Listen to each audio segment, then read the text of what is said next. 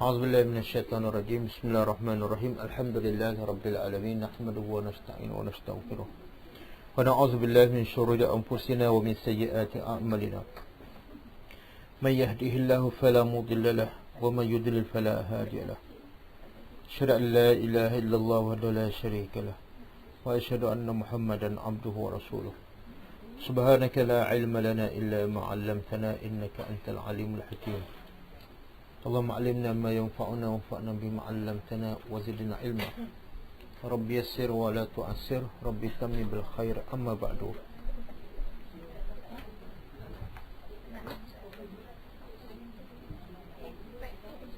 Ke depan dek, sini.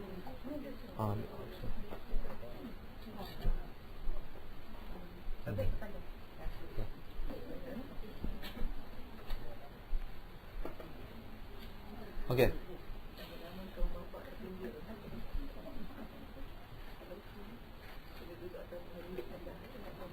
Kita ayat 118 kan?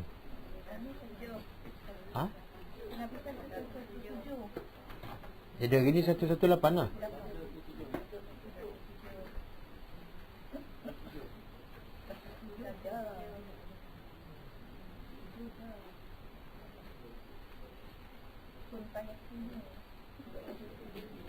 Okey. Kun fayakun dah. Tak apalah. Kita cuba tengok ayat yang lepas. Ayat yang lepas ialah Tuhan mengajar kita bagaimana nak berdepan dengan mereka yang mendakwa, menuduh Allah tu mempunyai anak. Bagaimana cara nak menjawab hujah mereka. Pertama, Allah bagi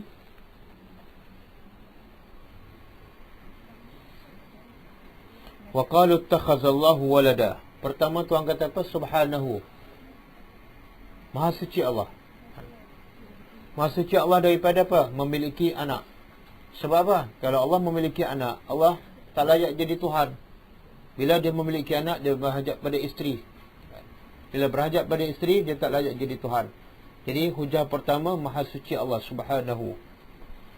Hujah yang kedua, ballahu ma fis samawati wal ard. Bahkan Allah tu adalah memiliki apa saja yang di langit dan apa saja yang di bumi.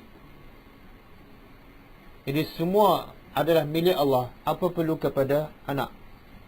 Termasuklah anak-anak pun adalah milik Allah. Allah penciptanya. Jadi apa perlu Allah kepada anak? Yang ketiga, kullun lahu qanitun.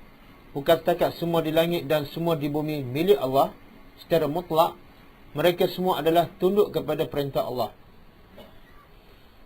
Langit, bumi, angin, ribut, taufan, petir, semuanya adalah akan tunduk kepada perintah Allah.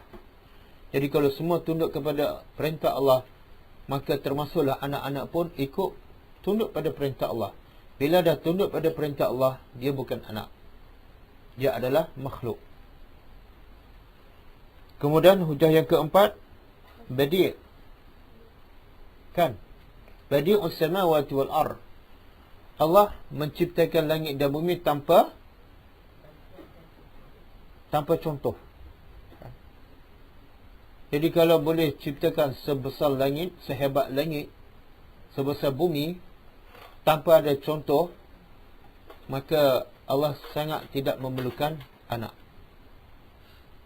Dan hujah yang kelima, wa idza qada amran, ayat 117 kan?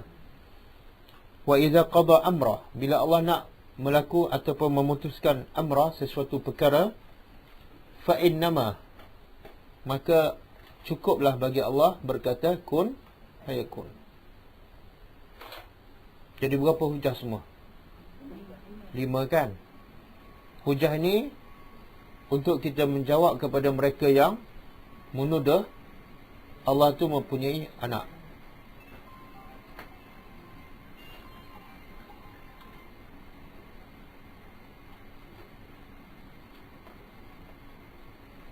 Jadi dengan ada 5 sebab inilah Allah mustahil memiliki anak.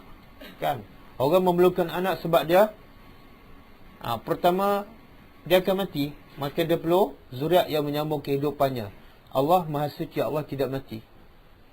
Yang kedua, manusia memerlukan anak sebab apa? Satu masa manusia akan tua. Bila tua dah tak larat, tak ada tenaga, dia sangat-sangat memerlukan bantuan anaknya. Tapi Allah tidak pernah tua. Maha Suci Allah daripada tua. Apatah lagi Allah nak buat apa saja, bukan setakat tak perlukan bantuan, cukup dengan berkata kun, semua dapat. Jadi tak masuk akal Tuhan yang begitu hebat memerlukan anak. Begitu juga Allah sebut dalam surah Al-Ikhlas. Tuhan kata apa? Qul, wahai Muhammad, jawablah kepada mereka yang menuduh Allah tu mempunyai anak. Jawab apa? Bukan maki, bukan hentak, bukan halang mereka menggunakan kalimah Allah. Tapi cakaplah pada mereka, terangkan pada mereka benda. Huwallahu ahad. Allah tu Esa dan lam yalid. Bila Allah tu Esa, lam yalid, tidak beranak. Kalau beranak, Allah tu bukan Esa. Kalau anak Tuhan, mana ada dua Tuhan? Kan? Anak mesti sama dengan bapa. Takkanlah dua Tuhan, tak. Allahu ahad. Lam yalid wa lam yu, dan Allah tidak pernah dilahirkan. Wa lam yakul lahu kufuwan ahad. Qul, terangkan, jelaskan. Dalam surah Luqman, cuba sebut. Cuba buka surah Luqman.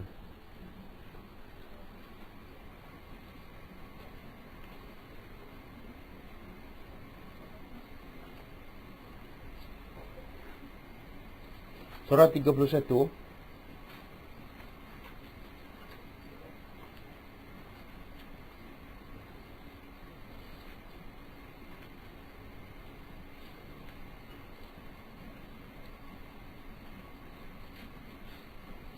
Ayat 25.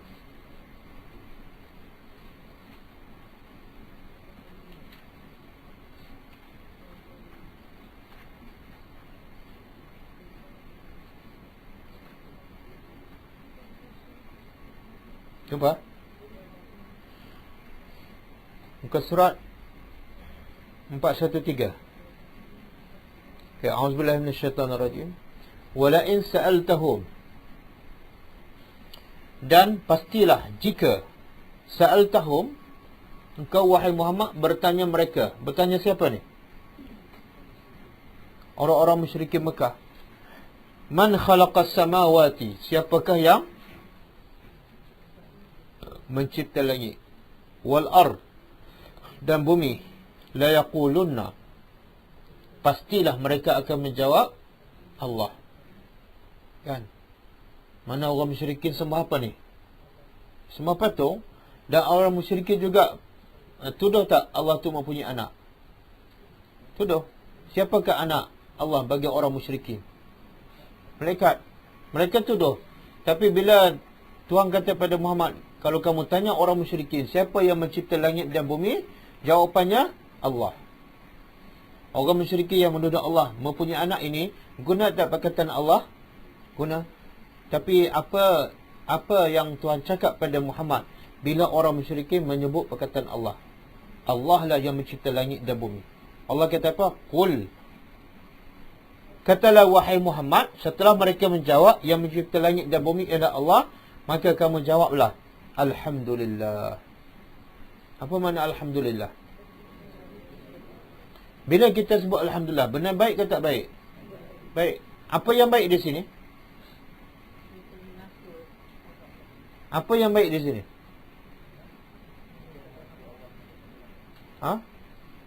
Orang kafir, orang musyrikin, walaupun dia sembah patung, tapi masih ada fitrah. Fitrah semula jadi dalam hati mereka pada, iaitu mereka yakin yang mencipta langit dan bumi ialah Allah. Cuma masalah mereka pada, mereka tak dengar cakap Tuhan je, mereka tak sembah Allah. Tapi bab pencipta mereka akui. Maka sebutlah Alhamdulillah, sebab apa yang dia sebut itu sesuai dengan fitrah setiap manusia. Tinggal lagi kerja kamu apa dah? Kerja kamu apa dia Muhammad?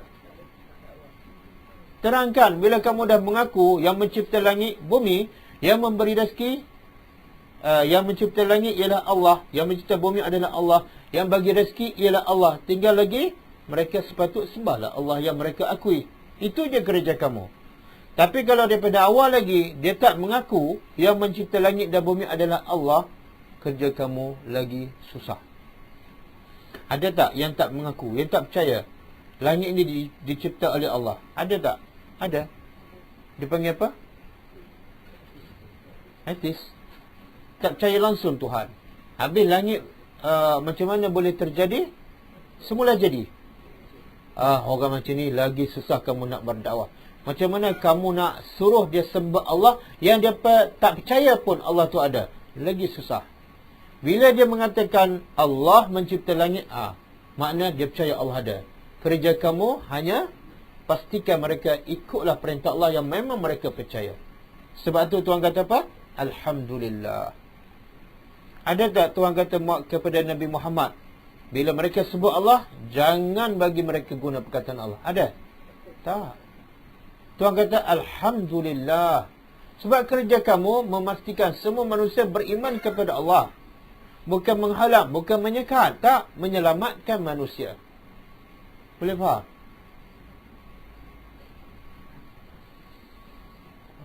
Kita dah lah tak buat kerja dakwah, marah pula orang kafir guna kalimah Allah. Nabi Nuh berdakwah berapa tahun? 950 tahun. Berapa jam sehari? Berapa jam sehari? Lailan wa nahara. Kata Nabi Nuh, qala rabbi inni da'autu qaumi lailan wa nahara. Aku berdakwah pada kaum aku lailan, malam, wa nahara, siang. 24 jam. Berapa lama? 950 tahun. Apa hasilnya? Falam yazidhum du'ai illa firara. Tidak menambahkan daripada dakwahku melainkan mereka semakin lari. Dan wa inni kullama da'autuhum. Sesungguhnya aku setiap kali aku berdakwah pada mereka, litaghfir lahum. Tujuannya apa dia? Supaya engkau ampunkan dosa mereka. Itu je. Bukan ada kepentingan supaya engkau ampunkan dosa mereka. Tapi apa mereka buat? Ja'alu asabi'ahum fi azanihim. Mereka sumbat lubang telinga mereka. Setiap kali aku cakap, mereka sumbat. Siang dan malam aku berdakwah, mereka sumbat telinga. 950 tahun. Dan bila aku cakap lagi, dia buat apa? Wastaghshaw thiyabahum. Mereka ambil kain, tutup kepala, tutup muka. Itu dakwah Nabi Nuh 950 tahun. Tapi Nabi Nuh tak pernah maki orang, tak pernah mencela orang, tak pernah mengutuk, tak pernah merajuk pun. Kan? Kita tak buat dakwah apa. Dan ingat, Allah melaknat siapa yang menyembunyikan kebenaran. Allah melaknat sesiapa yang tak menyampaikan kebenaran. Jadi sepatut kita takut, kita tak berdakwah daripada takut orang kafir menggunakan kalimah Allah. Dia guna kalimah Allah, sepatut kita kata apa? Alhamdulillah, tugas aku sekarang nak pastikan dia sembah Tuhan. Dia kata pencipta langit dan bumi. Kerja lagi mudah. Itulah kerja kita, bukan menyekat, bukan menghalang. Boleh?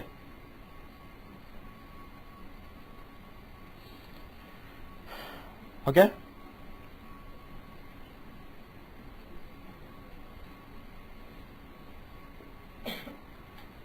Habis. Sebab itulah baru ni ada seorang penceramah, pemimpin gerakan Islam terkenal di Kuwait. Nama dia apa? Dr. Tariq. Pernah dengar? Baru minggu lepas dia datang. Dr. Tariq Sweden. Tak pernah dengar? Tak tengok YouTube. Dia bercakap di Malaysia. Dia kata bila dia dapat tahu kerajaan Malaysia ataupun mahkamah tak benarkan orang kafir guna kalimah Allah, tapi Sabah Sarawak boleh, kan? Dia kata apa? Satu perkara yang tak masuk akal bila kita menghalang orang kafir guna kalimah Allah. Satu benda yang tak masuk akal. Kenapa? Sebab dalil daripada Quran dan hadis beratus yang Allah membenarkan mereka guna kalimah Allah. Beratus ada dalil yang membenarkan orang kafir menggunakan kalimah Allah. Tiba-tiba kita kata tak boleh. Bercanggah dengan Quran dan hadis. Kita sendiri baca Alhamdulillahi Rabbil Alamin. Segala puji bagi Allah. Siapa Allah? Tuhan sekalian alam. Tuhan sendiri sebut dan kita sendiri baca 17 kali sehari. Rabbil Alamin. Siapa Allah? Tuhan sekalian alam. Maknanya sekalian alam termasuklah Orang kafir. Itu di awal Quran. Di akhir pula kita baca apa? Qul a'udzu bi rabbin nas. Tuhan tak kata qul a'udzu bi rabbil muslimin. Tak. Bi rabbin nas. Tuhan sekalian manusia. Jadi kenapa kita nak menafikan? Sepatut kita rasa bersalah sebab kita tak pernah berdakwah pada orang kafir. Kan? Okey. Kita pergi pada ayat 118.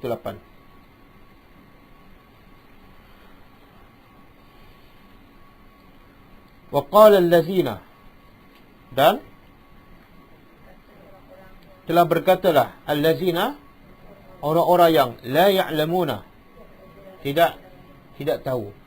Tidak tahu ni maksud apa? Tidak berilmu. Siapa ni? Orang musyrikin. Kalau yang berilmu, Tuhan kata apa? Ahli kitab.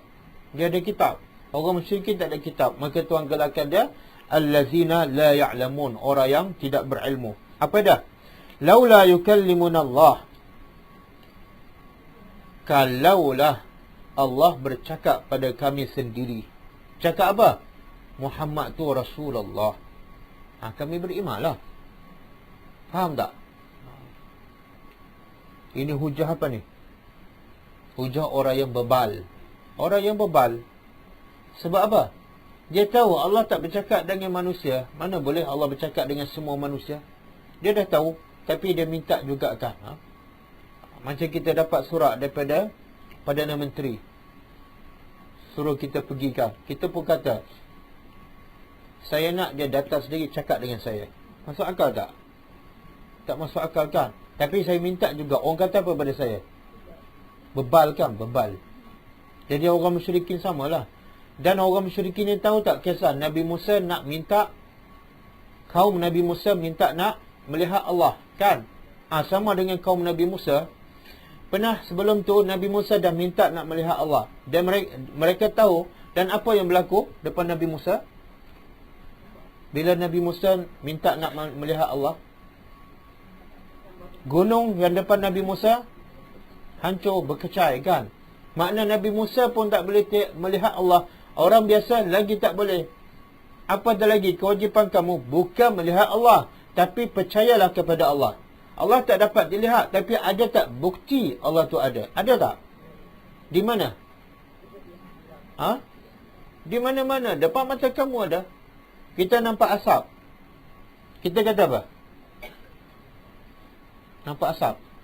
Kita kata apa? Mesti ada api. Saya kata tak ada. Tak, mesti ada api. Asap menunjukkan ada api. Saya kata tak ada. Mesti ada rokok. Tak kira lah, yang penting asap. Kalau kita menafikan asap tu tak menunjukkan ada api, orang kata apa ni? Gila kan? Gila, memang gila lah. Mana boleh keluar asap macam tu tanpa ada api kan? Mesti ada api.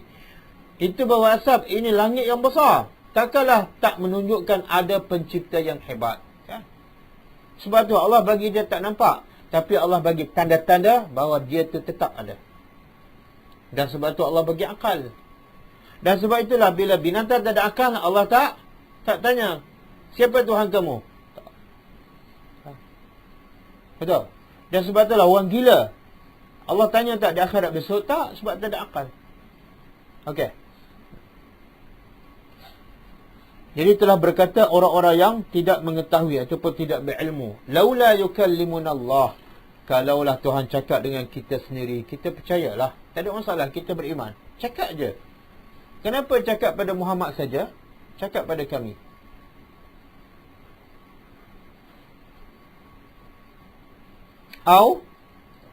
Atau ta'tina ayatun.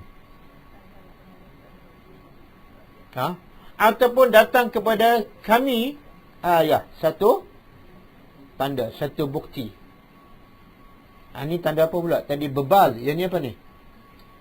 Banyak tak bukti yang menunjukkan kenabian Muhammad? Banyak tak? Apa dia contohnya? Quran sendiri kan? Quran sendiri, Tuhan dah cabar tak orang musyrikin? Sebab dia mendakwa Quran tu dicipta oleh Muhammad. Tuhan cabar tak orang musyrikin? Wa in kuntum fi raibin mimma nazzalna ala abdina fa'tu bi surah wad'u syuhada'akum in kuntum sadiqin. Kalau betul lah Quran tu daripada Muhammad, okey, tulislah seumpama satu surah daripada Quran dan bawalah pembantu-pembantu kamu dan pakar-pakar bahasa kamu untuk buat surah yang paling pendek. Gagal kan?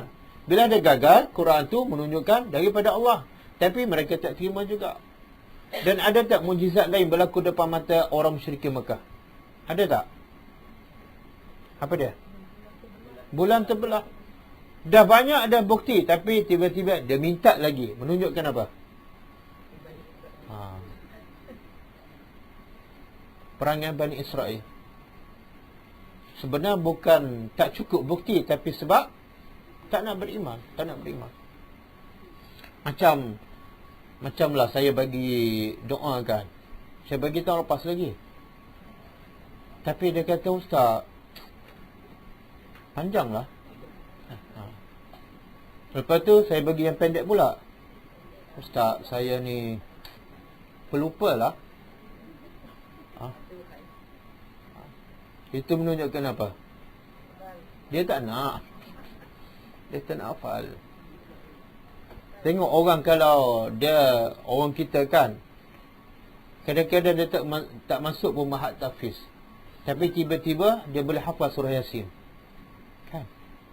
Kadang-kadang malam Jumaat kita bagi surah Yasin, dia kata, terima kasih Dik. Kenapa ni? Pakcik tak baca? Baca, pakcik dah ingat dah. Bila pakcik masuk mahat tahfiz? Tak, pakcik terhafal.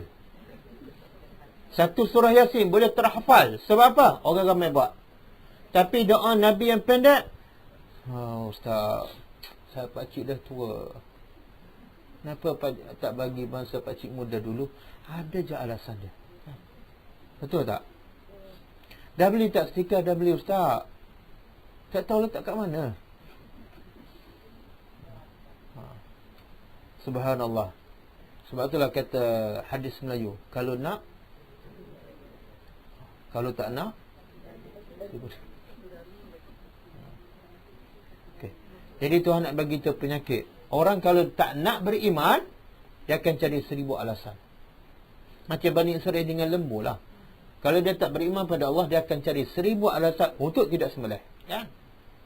Dia kata apa? Lembu ni susah lah, warna ni tak ada lah, macam-macam. Sebenarnya kalau dia beriman, lagi mudah melaksanakan perintah Allah daripada awal kan. Sembelih je mana-mana lembu. Okey? Dia kata apa? Orang musyrikin, pertama, kalaulah Tuhan cakap dengan kami sendiri, kami beriman lah. Kenapa tak bagi tahu kami? Ya.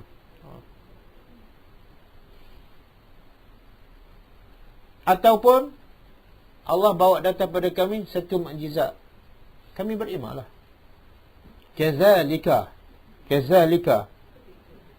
seperti itulah qala, telah berkata allazina, orang-orang yang min qablihim, sebelum mereka. Misla qaulihim, sama seperti kata mereka. Siapa dia ni? Ayat dia sama aja, yang berubah perkataan je. Siapa dia yang sebelum mereka? Bani Israel.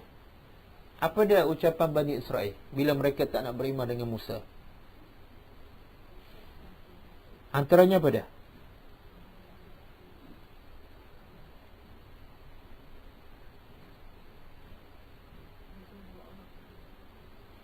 Dalam surah Al-Baqarah, dalam surah Baqarah juga, surah Baqarah ayat 55.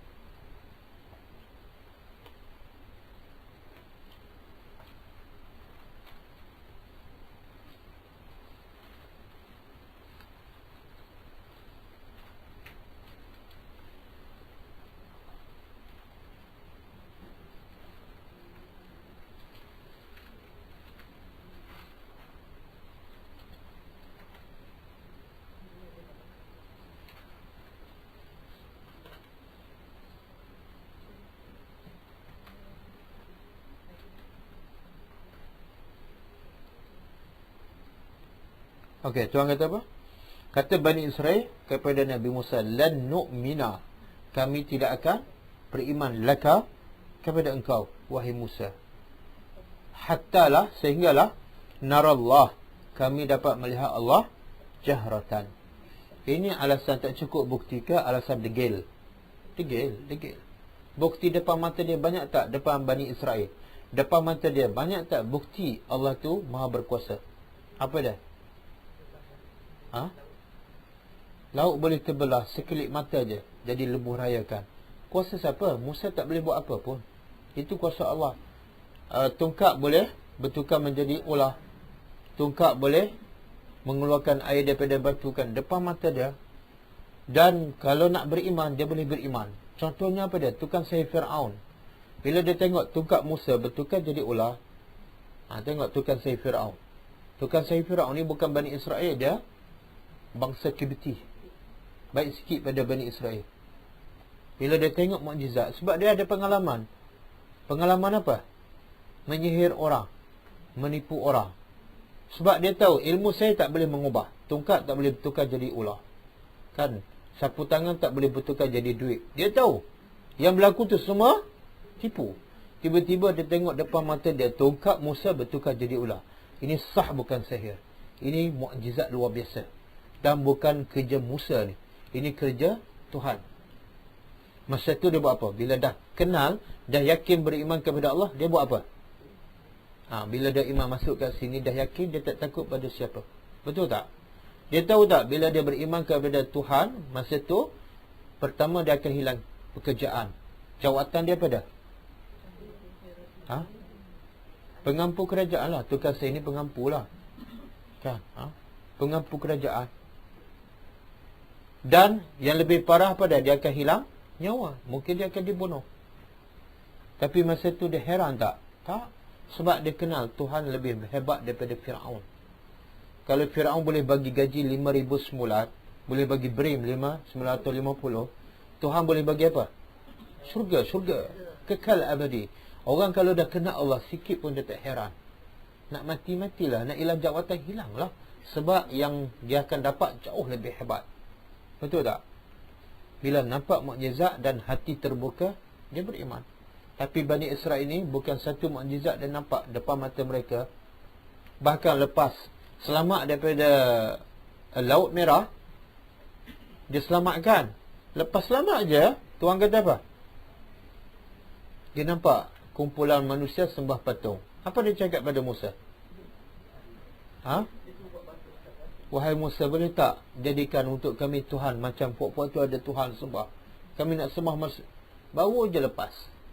Kan? Baru je lepas. Orang kita pun ada juga macam tu. Kan? Dulu sakit bukan main berdoa pada Allah.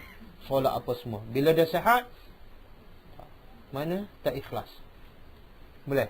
Jadi Tuhan nak begitu penyakit manusia, bila dia tak nak beriman, dia akan cari 1000 alasan. Okey.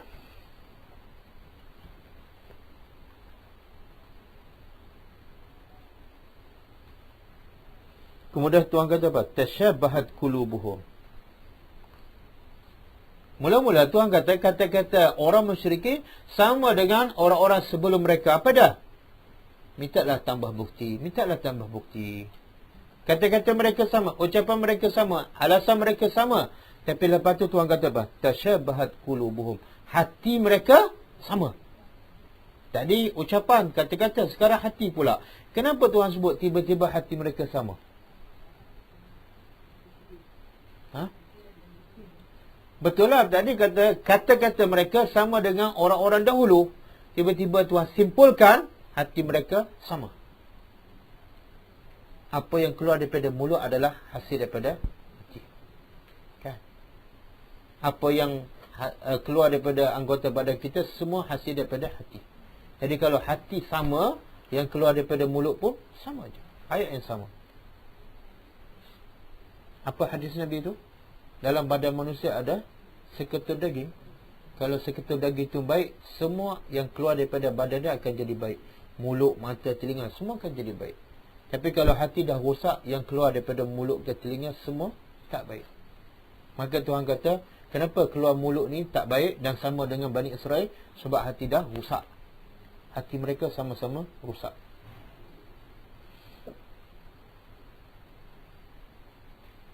Tuhan sebut dalam surah Baqarah juga kan. Wa idza qila lahum, bila dikata pada mereka ittabi'u ma anzalallah, ikutlah apa yang Allah turunkan. Apa ucapan orang dulu? Qalu, mereka berkata bal nattabi'u, bahkan kami ikut ma alfaina alaihi aba'ana, kami ikut apa yang nenek moyang kami buat dulu. Itu ucapan orang dulu. Ucapan orang sekarang, kenapa buat ni? Kan Nabi tak buat. Allah kata ikut yang Allah turunkan. Allah kata ikut yang Nabi buat. Yang kamu buat ni tak sama dengan yang Allah turunkan. Apa jawapan dia? Apa salahnya? Ayat bunyi lain kan, tapi tujuannya sama tak? Sama.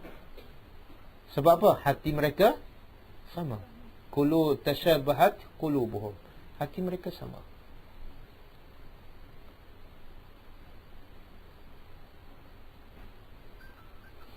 Okey, qad bayyana, sesungguhnya bayyana, kami telah terangkan al-ayat, bukti-bukti, liqaumin yuqinun, kepada kaum yang tadi orang musyrikin dia kata apa? Kami tak cukup bukti, tunjuklah bukti yang lain, ataupun bercakap direct kepada kami. Tuhan tempelak mereka. Apa dah? Sebenarnya bukti yang kami beri dah jelas, nyata. Tapi sebenarnya bukti ini untuk siapa? Orang yang yakin je. Masalah kamu bukan tak cukup bukti, masalah kamu tak yakin pada Allah. Bila tak yakin, aku bagi 1000 bukti pun macam itulah kamu. Betul tak? Sama lah bila kita tak yakin pada Allah, tak cinta pada Nabi, bawalah Quran, bawalah hadis, dia tak akan terima. Dia akan bagi alasan yang sama. Salah ke? Sebab kamu memang tak cinta pada Nabi. Kalau cinta pada Nabi, sekecil mana pun sunnah Nabi kamu akan buat.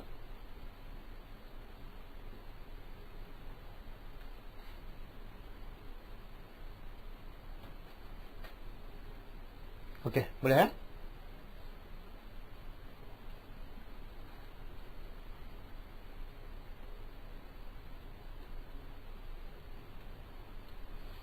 Itu ada, saya lupa kata-kata ulama. Dia kata bila kita buat benda yang Nabi tak buat, dalam keadaan kita tak tahu, maka dikira apa? Tak salah. Sebab kita tak tahu. Dan dikira sebagai darurah. Bila darurah, makanan tak ada, kita boleh makan tak? Bangkai? Boleh. Babi yang Tuhan kata haram, kalau tak makan, boleh mati. Ketika itu boleh makan tak? Boleh. Boleh. Sebab apa? Darurah. Tapi bila dah ada makanan yang halal, apa kewajipan kita? Wajib ambil yang halal, dan yang haram tu jadi haram. Wajib tinggalkan sebab dia haram. Habis tak dia kenapa makan? Darurah. Faham tak? Maka begitu juga kalau kita amalkan dulu, kita tak tahu itu bukan sunnah Nabi, tak apa, dimaafkan. Tiba-tiba kita dah jumpa yang sahih, yang halal, wajib tinggal tu. Kenapa? Yang tu dikira sebagai darurah. Tak apalah kamu amalkan. Sekarang bukan darurah, dah ada ni. Hadis sahih, sunnah Nabi. Wajib kamu ambil yang ni.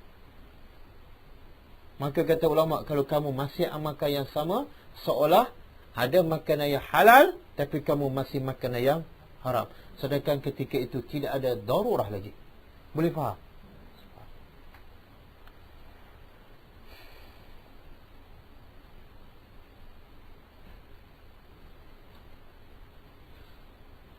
Okey, ayat seterusnya. Inna arsalnaka, sesungguhnya kami, arsalnaka, kami utuskan engkau. Tengok jelas tak? Nabi diutuskan, bukan mereka, bukan memandai-mandai.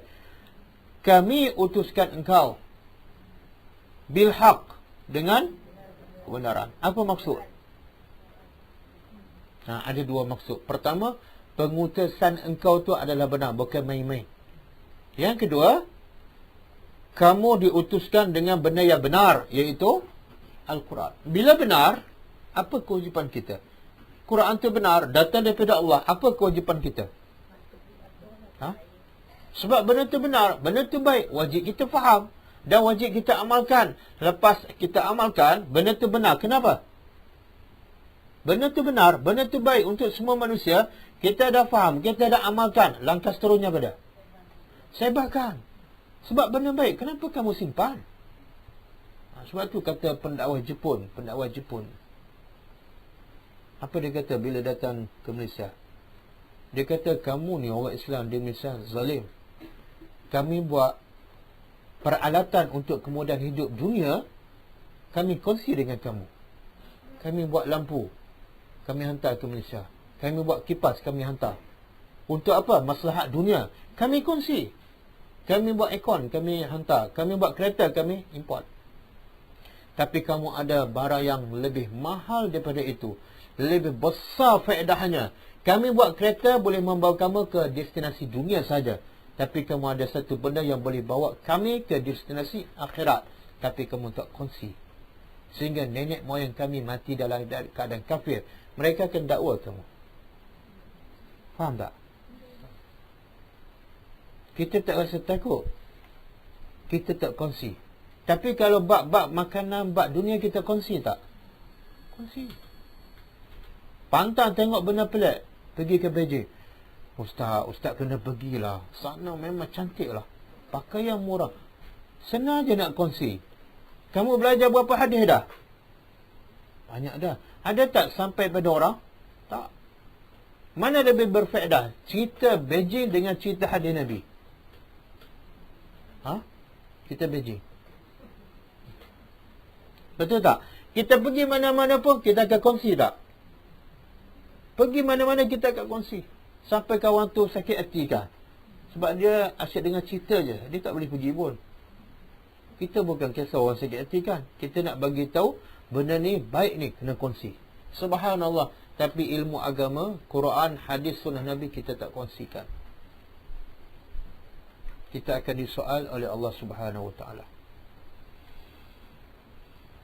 Sebab itulah insya-Allah ambil daripada pengajaran kisah yang Nabi sebut dalam hadis yang sahih, dan juga disebut secara ringkas dalam surah Al-Buruj, was-sama'i zatil buruj, dan Tuhan kata qutila ashabul ukhdud, kan? Celakalah mereka-mereka yang menggali parit, an-nari zatil waqud, kemudian dinyalakan api yang besar. Untuk apa? Untuk melihat bagaimana orang beriman dicampak dalam api dan dibakar. Dia tengok orang beriman dibakar tu macam pesta. Macam dia tengok, macam tengok apa? Hiburan. Maka Tuhan kata kutilah, celakalah. Tapi tahu tak, punca orang beriman yang ramai tu sampai dicampak dalam parit yang besar dan dinyala dengan api. Apa punca yang menyebabkan mereka ramai itu beriman? Tahu tak apa sebabnya? Siapa dia? Apa dia? Ghulam, seorang budak je. Seorang budak. Ulama gelar ada ghulamud dakwah, budak dakwah. Umur berapa? 10 tahun, 11 tahun. Tapi dia tahu tanggungjawab dia. Dia hidup bukan untuk dirinya, dia hidup untuk Allah, dia hidup untuk masyarakat. Maka dia perlu selamatkan manusia daripada syirik, daripada kufur kepada Allah, bukan nak selamatkan nyawa. Maka dia sanggup korbankan nyawanya demi untuk selamatkan orang. Dan akhirnya dia mati dibunuh dengan kejam. Tapi hampir semua rakyat beriman kepada Allah. Sebab apa? Hasil dakwah budak. Budak seorang dia, kan? Tengok, kalau kita buat kerja dakwah, walaupun akhirnya mati, tak penting budak tu mati. Sebab budak ni walaupun dah selamat 2 kali dibunuh oleh raja, dia selamat 2 kali, tapi dia patah balik 2 kali, balik semula ke istana. Dia tahu dia akan dibunuh. Tapi kenapa dia pergi? Sebab kalau dia tak pergi, satu hari dia akan mati juga. Hidup tak lama, pasti akan mati. Kok mana pun pasti akan mati. Maka dia pilih mati yang mulia. Apa dia? Dia mati pada jalan Allah. Dia mati kerana nak menegakkan agama Allah.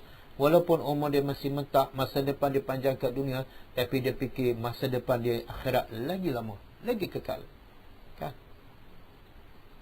Dia belajar berapa lama budak ni? Sekejap je. Dia berdakwah berapa lama? Sekejap je. Hasilnya apa dah? Hampir semua rakyat beriman kepadanya. Hampir semua rakyat beriman kepada Allah Subhanahu Wa Taala. Jadi saya daripada kisah ni, daripada cerita ni, saya nak buat musim cuti sekolah ni, saya nak buat program khas untuk remaja, kan? Remaja ni Kenapa tukang sihir bagi tahu pada raja yang zalim, aku dah tua dan aku akan mati, maka carilah seorang budak untuk aku turunkan ilmu sihir. Supaya apa? Dia ganti tempat aku. Untuk apa ni? Setiap raja yang zalim pada dahulu kala perlukan seorang tukang sihir untuk mengabui mata rakyat. Jadi aku nak mati, kena ada pengganti dia.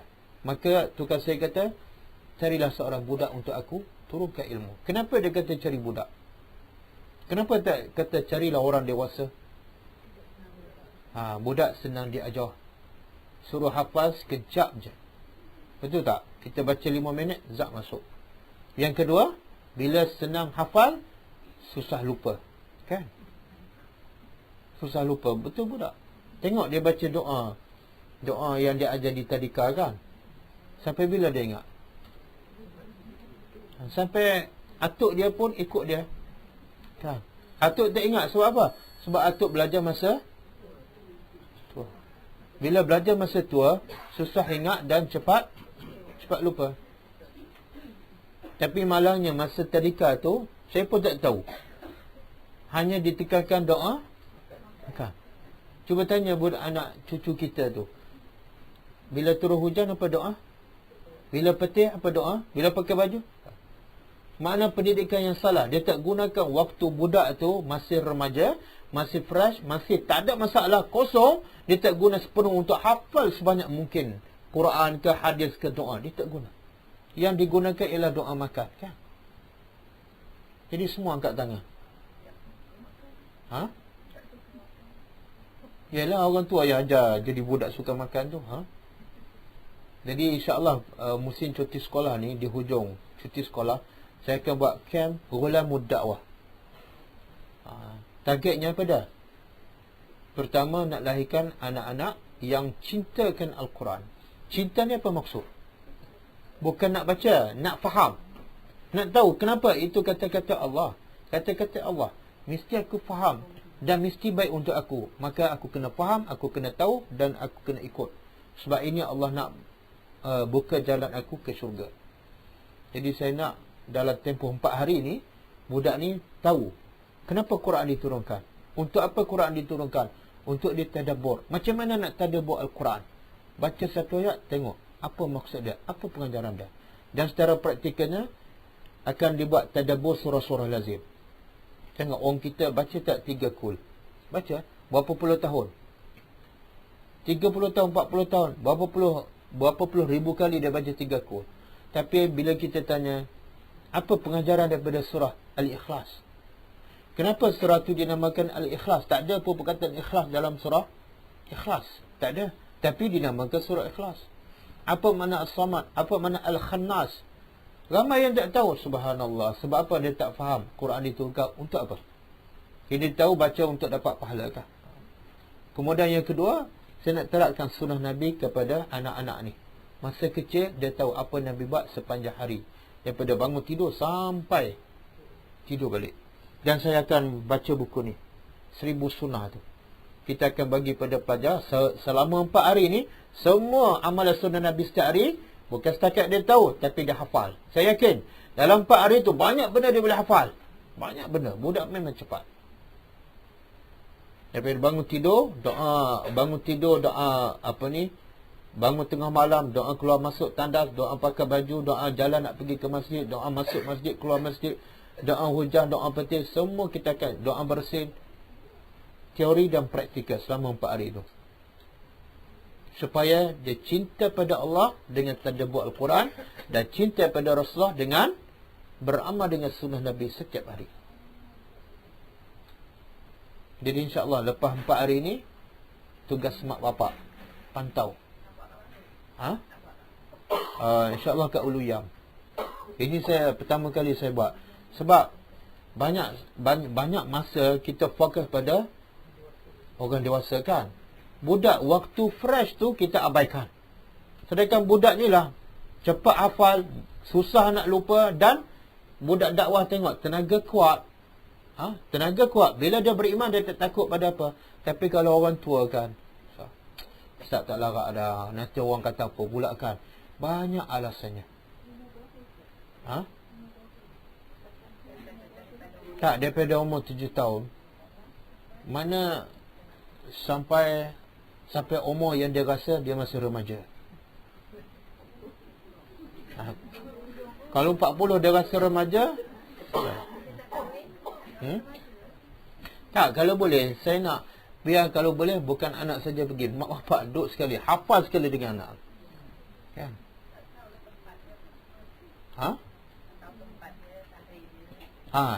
Tarikhnya 25 Disember sehingga hari Christmas sampai 29 Khamis hingga Ahad. Kita tak rasa bersalahkah anak kita tak tahu sunnah? Boleh. Tak, betul. Saya nak galakkan kalau boleh mak bapak duduk situ sekali. Kita sanggup bawa anak kita melancur ke mana-mana, tapi satu sunnah pun kita tak ajarkan. Duit habis, masa habis, umur anak semakin meningkat. Maka apa salah kita gunakan pula 4 hari musim cuti sekolah ni, duduk bersama anak supaya kita terapkan nilai-nilai cintakan Allah dengan selalu baca Quran, nak tadabbur, baca Quran nak faham. Kemudian cintakan Rasulullah dengan bukan setakat berselawat, tapi setiap hari bangun pagi sampai malam semua kita lengkap dengan doa-doa dan zikir yang dibaca oleh Rasulullah. Percayalah, buku 1000 sunnah ni, kalau kita tak belajar, kita tak buka ni. Kalau tak buka, kita tak akan amalkan. Jadi cara terbaik ialah bagi masa 4 hari pada budak ni. Budak pun kalau kita bagi buku ni kat dia di rumah, agak-agak dia baca tak? Tak. Mak pun tak baca. Cepat lupa. Betul. Kita akui. Memanglah Tuhan dah beritahu, bila kita umur dah tua, balik seperti cepat lupa apa semua kan. Jadi jangan benda yang sama dah berlaku pada kita, berulang pula pada anak kita. Anak kita bersama masa remaja dia tak belajar sunnah. Bila dia akan belajar? Dah tua. Jadi akhirnya yang 10 doa, satu doa je hafalkan. Itu pun kadang-kadang buat, kadang-kadang tak. Tengok, solat sunat 12 rakaat kan. Bila kita tahu kelebihan solat sunat 12 rakaat setiap hari, bila kita tahu, dia hujung kehidupan kita, rugi tak? Ya Allah, jangan benda yang sama berulang pada anak kita. Jangan. Kalau anak kita terak daripada awal lagi, dan kita latih, kita solat bersama dia sunat 12 rakaat sampai ketua, ya Allah, banyaknya ganjaran pahala dia, dan pahala kita pun dapat. Sebab dia solat tu kerana kita yang ajar. Kan? Boleh kos dia murah je. 4 hari 3 malam 400 je. Termasuk buku ni kita akan bagi ni. Seorang. Kalau mak begitu, harga lain lah. Sebab budak makan sepinggan harga 400 lah. Mak makan. Jadi harga untuk mak kita tengok dia makan banyak mana.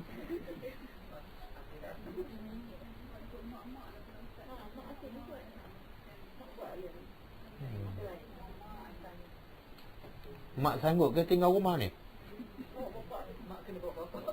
Kena bawa bapak. Bapak pula sanggup tak? Tak, saya pun sambil saya nak ajar anak orang, saya pun nak ajar anak saya nak bawa semua anak saya. Jadi anak saya sambil belajar sunnah, sambil itu dia jadi fesi kepada semua ni. Target kita 200 orang. Sebab saya rasa belum ada orang buat macam ni. 4 hari ni penekanan pada tadabbur Quran sunnah. Tadabbur Quran sunnah. Tapi di samping itu ada aktiviti lain lah.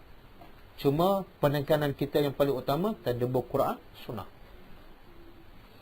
Okey, boleh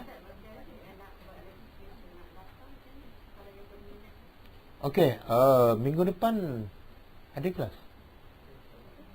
Ada. Tak ada cuti Christmas ke apa, tak ada?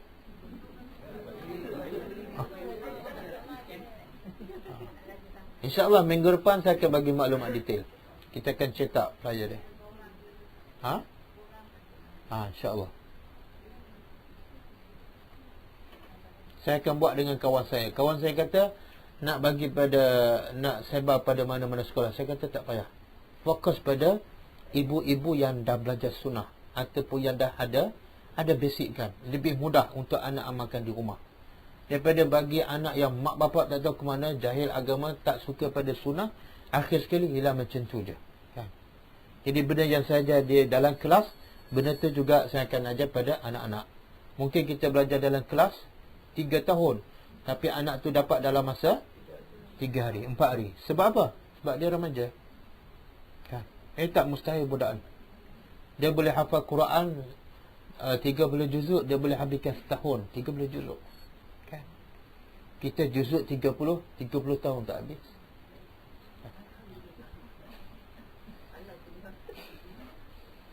Okey, kita sambung. Inna arsalnaka, kami telah utuskan engkau bil haq, dengan benar. Maka sebab itulah bacalah Quran, fahamlah sebab dia benar. Dan bila baca, bila faham, amalkan sebab dia benar.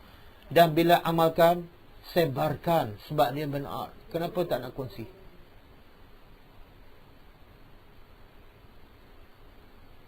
Saya nak bagi contoh kan, Nabi ni satu ketika dia tengok ada seorang wanita menangis di kubur kan, dalam hadis sahih. Nabi pun nak sampaikan kebenaran, Nabi nak kongsi. Nabi sayang pada umat dia walaupun wanita. Cara Nabi sayang kepada wanita bukan bersalam, tapi dengan apa? Bagi ilmu yang menyelamatkan wanita tu daripada neraka. Nabi kata apa? Bila tengok wanita menangis, sebab apa? Dia kematian anak, sedih. Nabi kata ittaqillah wasbiri, 2 patah je. Takutlah pada Allah, redalah dengan takdir Allah yang mengambil anak kamu. Dan wasbiri, sabar sebab ini ujian Allah. 2 patah je. Apa kata wanita tu?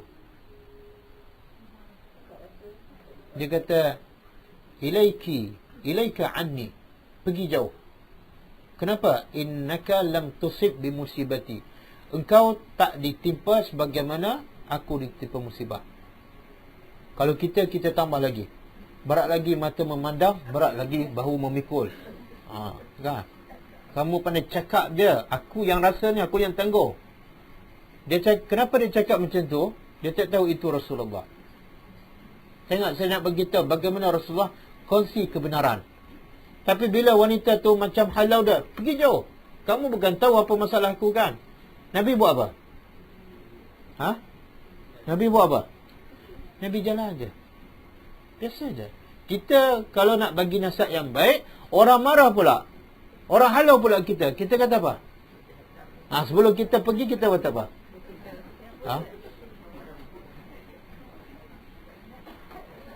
Ini keturunan apa ni? Subhanallah, tengok akhlak Nabi. Nasihat yang baik, orang tak terima, orang halau, Nabi jalan macam biasa je.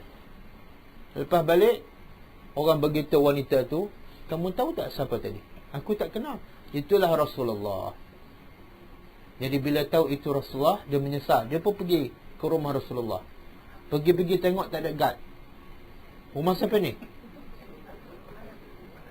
Rumah siapa ni? Ketua negara, presiden, tak ada guard. Pengajarannya apa dia? Kalau kita banyak kebaikan, boleh bagi pada orang. Jangan buat apa? Halangan ke protokol. Jangan. Sebab apa? Seolah kita menyekat dia untuk dapat kebaikan. Pertama-tama macam rumah ustaz kan, ada 3 guard kan, ada CCTV. Siapa orang nak masuk pun, tak betul. Itu bukan sunnah Nabi. Kalau kita tak ada ilmu, tak apalah, bos 10 guard pun tak apa, sebab tak ada siapa nak pergi pun. Jadi bila wanita pergi rumah Nabi, tak ada seorang pun. Dia pun bagi tahu pada Rasulullah, lam a'rifka, aku tak kenal engkau, minta maaf. Nabi kata apa? Innamas sabru fi sadmatil ula, sesungguhnya sabar tu adalah detik yang pertama. Bila patut kamu sabar? Bukan sekarang. Bila dengar je berita anak mati, senyum, alhamdulillah ala kulli hal. Itu baru namanya sabar. Tapi kalau dengar anak mati dah menangis, dah tak boleh terima, pergi pula ke kubur dah menangis, itu bukan sabar. Dah terlewat. Lepas 3 hari, ustaz, sekarang saya dah sabar dah, alhamdulillah. Lepas 3 hari, tak, itu bukan sabar. Itu apa dia panggil tu? Dia tak ada pilihan. dah 3 hari menangis, dah air mata pada kering, itu bukan sabar. Boleh? Jadi apa saya nak beritahu, kadang-kadang contohlah kita bersalam dengan sepupu, kadang-kadang dengan makcik tua, alasan apa dah? Jaga silaturrahim. Saya nak tanya, bila kita bersalam dengan dia, dia sayang tak pada kita? Tengok dah tak tahu salam buat apa. Nabi tak pernah bersalam, tapi wanita-wanita sahabat cinta tak pada Nabi. Subhanallah. Ada seorang Ummu Al-Haris. Bila anak dia Al-Haris tiba dalam peperangan, orang bagi tahu anak kamu mati syahid. Dia buat tak tahu je. Aku nak tahu apa berlaku pada Rasulullah. Sahabat begitu, Rasulullah sihat, tidak meninggal. Alhamdulillah, lega, tenang. Sebab apa? Berita anak dia tak penting, berita Rasulullah lagi penting. Nampak? Cinta pada Rasulullah. Adakah sebab Rasulullah bersalam? Tak. Sebab apa? Isteri-isteri, wanita-wanita zaman Rasulullah sangat cinta pada Rasulullah. Sebab apa? Sebab Rasulullah bagi ilmu. Sebab Rasulullah kongsikan ilmu agama kepada semua para sahabat. Dia rasa Rasulullah ni sangat sayang pada mereka, bukan dengan bersalam, tapi bagi jalan, bagi panduan untuk mereka masuk syurga Allah Subhanahu Wa Taala. Jadi kalau betul kita cinta sayang pada jiran, sahabat, bukan dengan bersalam, tapi bagilah ilmu, tegurlah kesilapan mereka. Begitu juga kalau betul sayang pada anak, bagilah ilmu, kongsilah hadis, kongsilah doa-doa, kongsilah tadabbur Al-Quran pada anak-anak. Okey. Bashira, kami utuskan engkau dengan benar, dan tugas engkau pada Bashir. Tugas Nabi 2 je, tak ada yang ketiga. Pertama, Bashira, memberi khabar gembira. Yang kedua, Nazira, memberi apa makna Bashir? Asal daripada kulit. Kenapa gembira tu diambil daripada perkataan kulit? Bila kita dengar berita gembira, air muka kita berubah tak? Berseri-seri. Maka dinamakan orang yang gembira itu Bashira. Sebab air muka dia, kulit muka dia nampak berseri. Kan? Kita tengah masam je, tiba-tiba suami balik apa? Yang ini tiket nak pergi ke Istanbul. Berubah tak air muka? Berubah. Lepas tu suami kata apa? Tapi tiket ni saya seorang je. Hangat hati balikkan. Jadi kerja Nabi apa dah? Bila dia cakap hadis, orang gembira. Bila dia baca doa, orang gembira. Siapa ni? Orang beriman. Sebab itulah bila kita dengar hadis Nabi, bila dengar amalan-amalan yang Nabi bagi tahu ganjaran sekian-sekian, sepatut kalau kita beriman, kita gembira. Ialah kalau suami bagi tiket ke Istanbul gembira, Nabi bagi tiket ke syurga, kenapa tak gembira? Betul tak? Yang Nabi cakap tu tiket ke syurga. Solat 12 rakaat, Allah bina istana di syurga. Ustaz, 4 rakaat sebelum zuhur, 4 rakaat zuhur, 4 rakaat selepas zuhur, 12 Ustaz. Tak gembira? Pelik kan? Suami kata, jom pergi makan. Jauh pula tu. Lepas tu, mahal pula tu. Malam pula tu. Okey. Cepat je siap. 2 jam. Pergi balik 2 jam. Salat sunat 12 rakaat berapa minit setiap hari? Kalau 12 rakaat. Setengah jam. Tapi kenapa kita tak gembira? Ada masalah kan? Masalah apa tu? Masalah hati. Memang. Kita tak yakin yang Nabi cakap adalah hak. Kan? Kemudian Nazira. Nazira apa dah? Memberi peringatan tentang benda yang dibenci oleh manusia. Apa dia yang paling kita benci? Neraka. Kan? Hidup miskin kita benci, sakit kita benci, tapi yang paling kita benci neraka. Kan? Kalau kita diberi pilihan, kita ditakdirkan ada penyakit kecil manis, kena potong kaki dengan duduk tepi api, kita pilih yang mana? Tak nak dua-dua. Kalau duduk dalam api, lagi kita tak nak. Okeylah, potonglah kaki. Subhanallah. Tapi demi nak selamatkan kaki, kita sanggup buat apa dengan nasihat doktor. Hilang kaki, hilanglah. Tapi nasihat Allah, nasihat Rasul, kita tak endahkan. Banyak soalnya kita. Okey. Jadi basyirah ni berita gembira untuk siapa? Untuk orang beriman, untuk orang yang beramal soleh. Bila orang beramal soleh, kita kena bagi berita gembira, bagi semangat, bagi dorongan pada dia. Teruskan. Kenapa? Surga menanti kamu. Dan nazirah, berita menakutkan untuk siapa? Orang kafir dan orang Islam yang buat maksiat. Sebab apa? Nak menakutkan dia supaya berhenti buat maksiat. Bertobatlah kepada Allah. Jangan pula orang buat maksiat kita bagi berita gembira. Orang sedang mencuri, kan? Kita kata apa? Oh, solat Jumaat ni pahala sekian-sekian. Tak. Bagilah berita yang menakutkan supaya dia berhenti mencuri dulu. Okey. Wala tus'alu an ashabil jahim.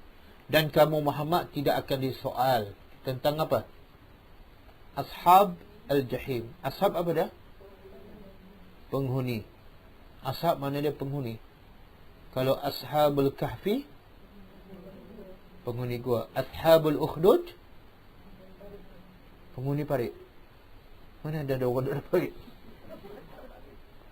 Ashabul ukhdud, surah Al-Buruj, penghuni apa pula? Penggali parit. Tengok perkataan apa sebab tu. Ashabul fil, penghuni gajah ke? Pemilik gajah. Pemilik gajah ataupun tentera bergajah. Sahib. Ashab tu jamak. Kalau seorang sahib. Kalau sahibul bait, tuan rumah, penghuni rumah. Sahibul sayyarah, tuan kereta. Jangan kata penghuni kereta. Jadi tengok perkataan apa sebab tu. Tengok. Tuan kata apa ni? Aku utuskan engkau dengan benar. Tugas engkau pada dua je. Satu, bagi berita gembira kepada orang beriman, dan bagi berita menakutkan kepada orang yang tak beriman. Dan selepas tu apa dah? Kalau ada orang tak beriman, janganlah sedih. Jangan duk kelang kabut. Kenapa? Wala tus'alu an ashabil jahim. Kamu Muhammad tak akan disoal tentang orang yang masuk neraka jahim. Faham tak? Ayat ni menunjukkan apa? Maksud yang tersiratnya apa dia? Tugas Rasul hanya menyampai. Satu lagi. Nabi ni risau, sangat risau bila orang tak beriman. Sampai disebut dalam surah Al-Kahfi. Tuan kata apa? Surah Kahfi. Fala'allaka bakhi'un nafsaka. Moga-moga kamu hampir nak membinasakan diri engkau. Sebab apa? Bila melihat orang kafir tak beriman, Nabi sedih sangat sampai macam orang nak mati. Sebab apa? Bukan fikir diri dia, bukan fikir rumah yang sempit, tapi fikir ramai masyarakat musyrikin masih tak beriman sampai Nabi nak mati. Tuhan kata, wala tus'alu, kamu tak akan disoal tentang mereka. Kamu dah sampaikan risalah, dah share dah kongsi kebaikan. Lepas tanggungjawab kamu. Jangan sedih. Itu masalah dia dengan aku. Ya Allah, sampai tahap tu Nabi adalah kerja sepenuh masa berdakwah. Bila orang tak beriman, sedih pula. Kita adalah tak berdakwah sepenuh masa. Bila orang tak beriman, kutuk pula. Ini degil, kan? Betul tak? Beza jauh.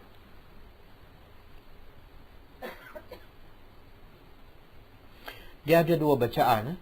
Kalau kita nak baca satu bacaan, wala tus'al. Maksud apa? Kamu tak akan disoal tentang penghuni neraka. Kamu dah lepas tanggungjawab kamu dah sampaikan. Tapi kita ni agak-agak lepas tak tanggungjawab kita? Agak-agak lepas tak? Saya tak tahu orang lain, tapi saya sendiri saya rasa tak lepas. Saya mungkin mengajar di tempat ni, tapi yang di luar sana, yang jiran saya rasa tak lepas. Anak saya rasa tak lepas. Baru ni ada jiran saya. Dia jiran selalu solat Jumaat 5 waktu. tapi isteri dia tak pernah tutup aurat. Kemudian dia pergi Mekah baru ni. Lepas balik Mekah berjanggut. Saya dah nak cakap dah, sebelum ni memang tak ada janggut pun. Dia solat Jumaat, tapi isteri buka aurat, kemudian janggut tak ada. Dia balik Mekah ada janggut. Saya kata ini peluang. Semoga aku dapat sampaikan dakwah. Saya pun bagi buku pasal janggut. Saya tanya, kenapa abang simpan janggut? Dia kata, saya pun tak tahulah, rasa macam tak nak cukur je. Oh, bukan sebab benda tu sunnah. Tak, saya rasa, tak tahu, rasa malah nak cukur je. Saya pun bagi buku kewajipan simpan janggut kan. Itu dakwah tu. Kemudian satu lagi, cara solat Nabi. Saya bagi buku. Sebab bila dia solat, rokok pun tak ikut sunnah, tak luruskan. Lepas bagi tu rasa lega. Lega. Sebab apa? Kita tengok dia buat salah, kita tak tegur, kita akan disoal. Kita akan disoal. Bila kita dapat sampaikan, lega. Tapi nak tunggu peluang tu ambil masa 3-4 tahun. 3-4 tahun. Paling kurang kita kena ada usaha dan kena ada kehendak untuk sampaikan. Semoga satu hari Allah permudahkan kita untuk kongsi ilmu yang kita belajar. Kita rasa payah nak terangkan sunnah ni, terbagi buku sunnah ni pada orang yang belum amalkan sunnah. Ya. Buku ni kan. Dia sebab kita nak bercakap, pertama kita mungkin tak mampu, mungkin tak pandai. Yang kedua, kadang-kadang kita pandai tapi orang tengok belajar kat mana ni? Macam ustazah tak pernah keluar TV pun.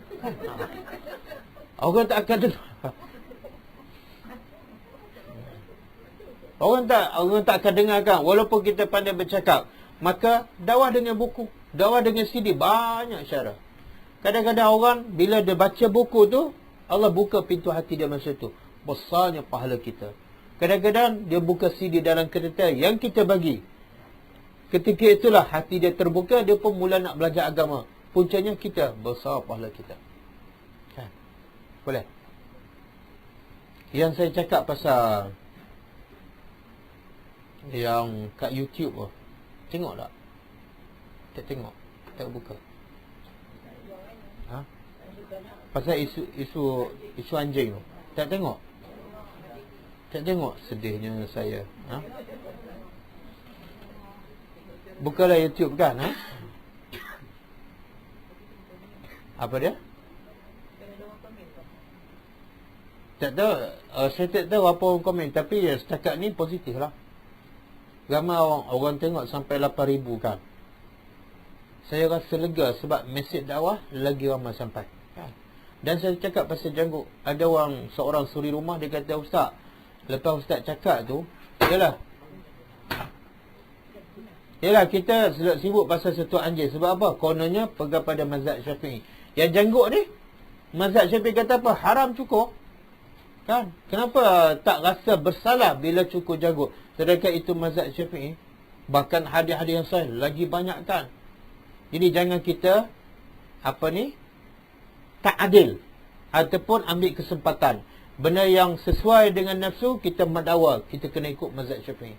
Benda yang tak sesuai, kita tinggalkan pendapat mazhab Syafi'i. Jadi dia kata suami dia bila dengar tu dia simpan janggut sampai mesej dakwah kan. Boleh? Alhamdulillah. Cukup lah.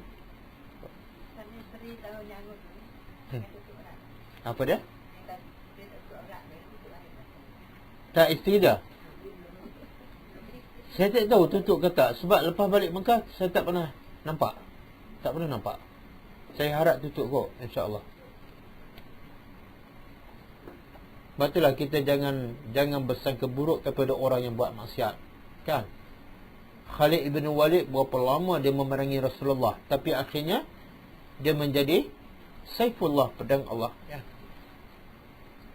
Bersangka baik dan sampaikan dakwah. Mungkin dengan sebab dakwah kita dia beriman kepada Allah. Okey, ada soalan?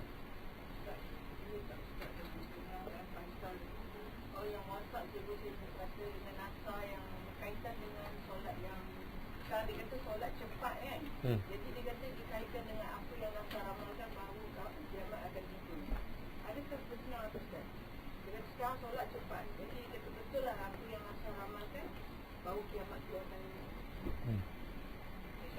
Tengok, bila nasa yang ramalkan, cepat dia tersebar.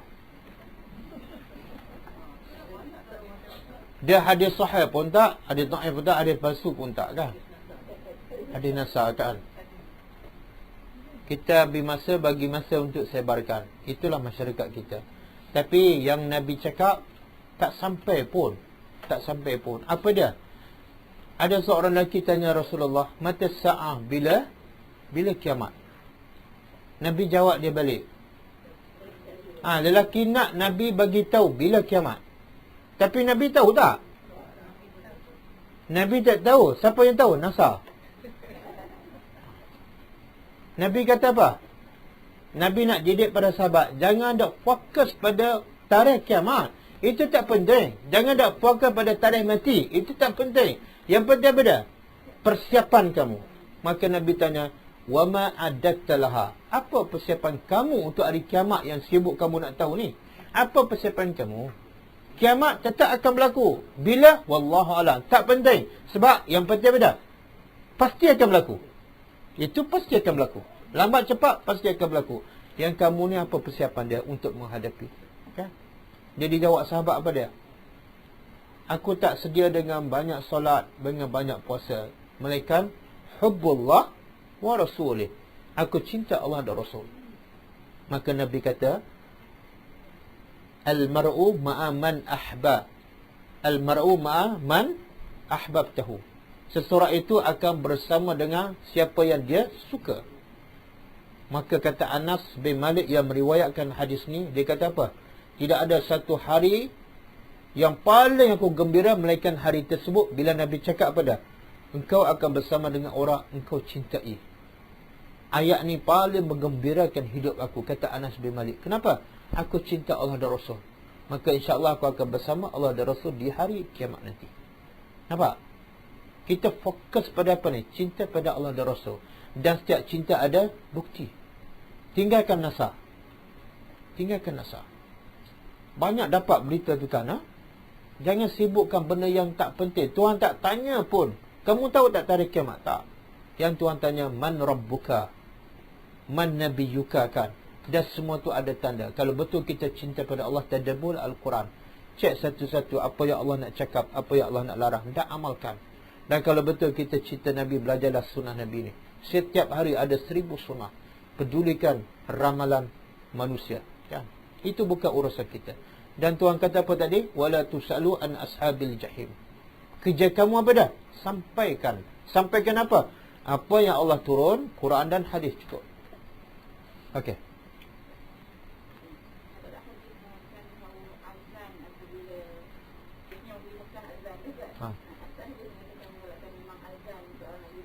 Tak ada. Tak ada. Tak pernah berlaku di zaman Rasulullah. Bila Nabi nak pergi Mekah ke, Abu Bakar nak pergi Mekah ke, mereka melakukan azan. Tak pernah berlaku. Begitu juga tak pernah berlaku azan dilakukan bila hujan ribut. Yang ada, Nabi ajar apa dah? Baca doa ketika hujan ribut. Dia tak baca. Yang Nabi ajar dia tak baca. Sibuk dah azan. Bila terbang semua bumbung, mula-mula azan, lepas tu masuk koma. Qur'an mati. Apa hal? Mula-mula Allahu Akbar, Allahu Akbar, Allah. Tiba-tiba Qur'an mati. Kelang kabut dia. Itu baru tengok bumbung terbang. Tuhan kata bila berlaku kiamat apa dah? Yauma yakunun nasu kal farashil mabth. Manusia akan terbang. Kalau macam tu kamu dah takut, kelang kabut sampai tak pernah azan jadi terazan. Itulah keadaan manusia. Sepatut tengok angin ribut, ingat pada ayat Quran. Kan? Ingat pada doa Nabi, sunnah Nabi, subhanallah. Ini ingat pada azan. Azan, kata ulama, khas untuk panggil orang solat. Bila masuk waktu solat, itu je. Kan? Muja dia tak pakai mic tu. Kalau tak, orang pergi. Tak ada. Ha? Okey, bila dapat anak lelaki azan, anak perempuan qoma. Tak, pertama sekali hadis yang mengatakan Laukan azan di telinga kanan anak kamu yang baru lahir, kemudian qomat di sebelah kiri. Itu hadis dhaif. Hadis dhaif. Saya dulu pun buat, sebab saya tak tahu, ingat hadis sahih. Semua buat. Boleh kata hampir semua. Yang tak pernah dengar azan pun buat. Kan? Yang tak pernah pergi masjid pun buat. Dia kata apa? Kalau tak buat ni budaknya akan jadi Jadi mungkin yang semua yang budak-budak nakal tu sebab mak bapak dia tak azan masa lahirkan. Lepas tu budak yang baik-baik itu semua sebab tak. Jelas dalam hadis Nabi kata apa? Kullu mauludin yuladu ala fitrah. Semua anak dilahirkan dalam keadaan fitrah semula jadi. Siapa yang merosakkan? Sebab azan kan? Sebab apa? Mak bapak yang akan membentuk akhlak anak tu. Sama ada jadi macam orang Yahudi, Majusi ataupun Nasrani. Mak bapak akan mendidik, akan menentukan anak. Bukan masa azan. Tak. Nabi kata masa 7 tahun ajar solat. Dia azan je, ajar solat tak? Bila dia ajar anak dia solat? Masa 71 tahun. Kan? Apa yang Nabi cakap kita tak betul. Ustaz, kalau tak azan nak buat apa? Tengok dia tanya soalan. Buat macam biasalah. Dia tak tahu nak buat apa. Masa tengok bola, okey pula kan? Sejam. Tak buat apa-apa, tengok je. Jadi masa anak lahir, buat apa? Doa. Ya Allah, jadilah anakku Allahumma faqihu fid din wa 'allimhu at-ta'wil. Baca doa. Itu doa Nabi baca kepada Abdullah bin Abbas. Baca doa. Ini azan. Dengan masjid azan tak pergi pun. Itu berpura-pura. Itu bersifat munafik. Sebut Allahu Akbar, Allah panggil dia tak pergi. Okey, boleh ha? Cukup. Tak, yang haram cukur ni bila perempuan tu dah besar. Barulah disunatkan. Dah, sama ada ustaz silap cakap ataupun anak murid silap dengar.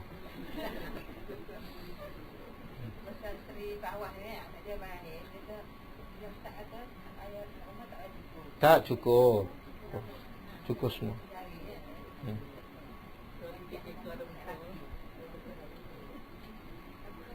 Yang haram cukur bulu kening bagi wanita. Dan lelaki memang tak akan cukur pun. Kalau cukur pun orang lagi tak duduk dekat.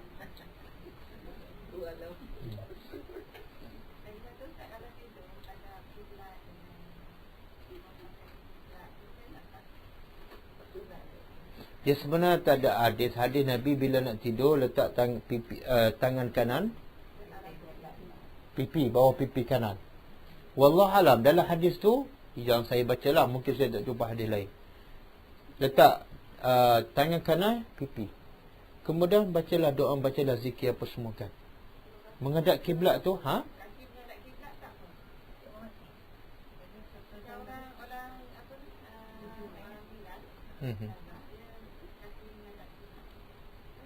tak. Masa kalau orang mati, dada dia menghadap kiblat.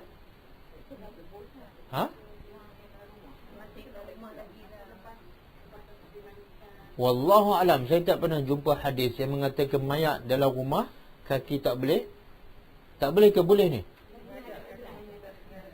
Wallahu alam, saya tak pernah jumpa hadis. Dan bunyi pun pelik. Mana masa dia mati kaki kena menghadap kiblat, tapi masa hidup kaki tak boleh menghadap kiblat. Tak, saya tak jumpa hadis. Yang salahnya apa dah? Bila kita solat tak menghadap kiblat, itu salah.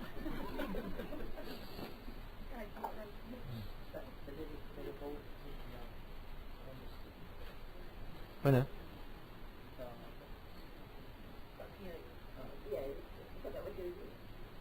Message je. Oh, tak ada lain, tak masuk. Pasal apa? Oh, panjang. Nanti saya jawab lah. Okey, ada soalan lain? Tak ada?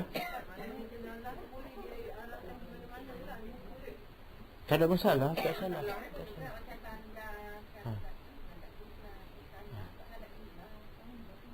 Tak, dia kalau tandas tu tak ada dinding, tak bolehlah kita membelakangkan kiblat kalau tak ada dinding. Kalau ada dinding tak ada masalah. Kita takut sangat macam duduk dalam masjid kan, kaki belunjur menghadap kiblat kan. Takut. Yang dia solat tu dada menghadap kiblat, tapi fikiran dia merata pergi kan. Dia tak kisah, tapi bila tengok orang kaki tak beradab pun. Dia masa solat tadi pada takbir sampai salam, melayang je fikiran. Dia menghadap kiblat ni bukan dada saja, fikiran kita, hati kita mesti ke arah Allah. Barulah betul. Jadi kalau lepas solat, orang tak macam tak beradab je. Masa solat tu fikiran melayang, okey je. Lepas salam senyum kan, itu lagi tak beradab dengan Allah. Mulut sebut Allah Akbar, baca Fatihah, fikiran melayang je, lagi tak beradab dengan Allah. Okey, cukup kita tutup dengan membaca tasbih kafarah. Subhanakallahumma wa bihamdika asyhadu an la ilaha illa anta astaghfiruka wa atubu ilaik. Assalamualaikum warahmatullahi wabarakatuh.